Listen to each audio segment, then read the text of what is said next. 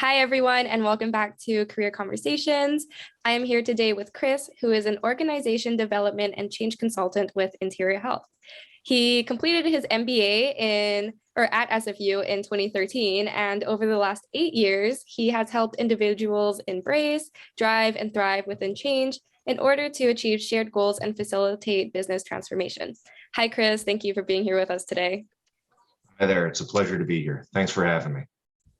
Of course. Our first question for you is, what is change management and what does a change management professional do? Sure.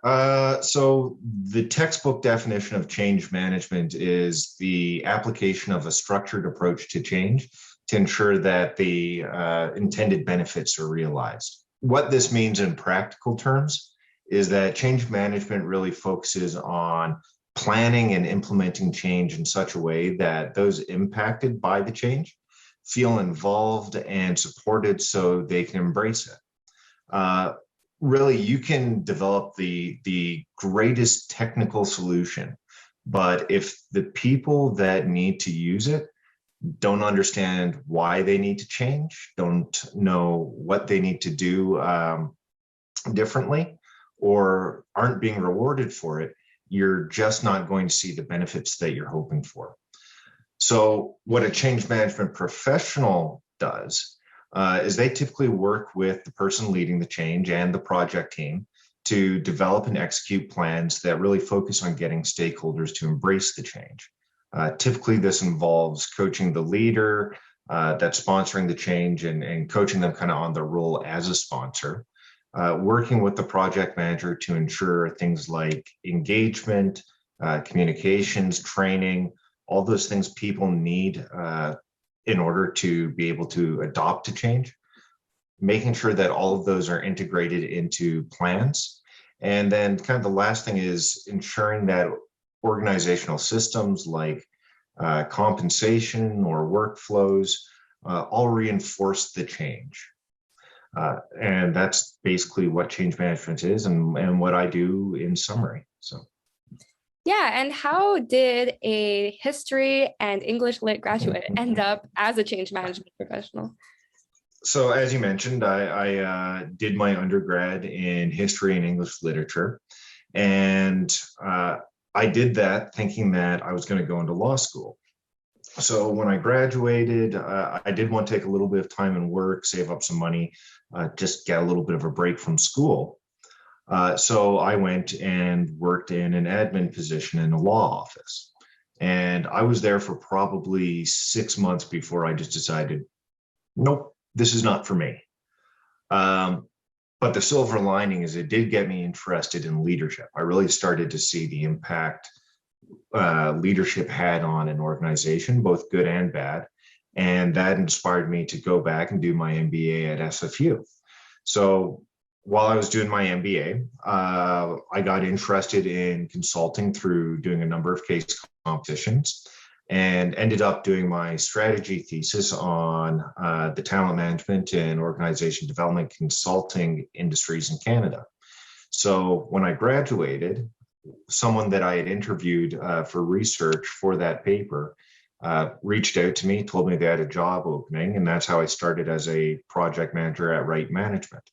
And that was the place where I really kind of narrowed in on change management and started doing more work there, more training, and that's really what set me on this path.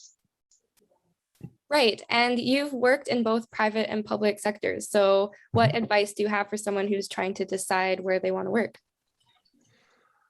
So I think the best piece of advice I can give is really take some time to reflect on what's important to you and what you're hoping to get out of this career move.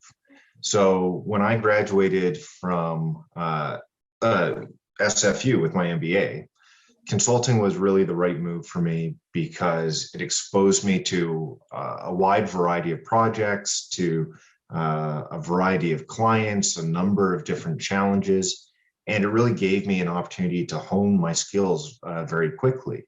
So that was great for me at that point in time.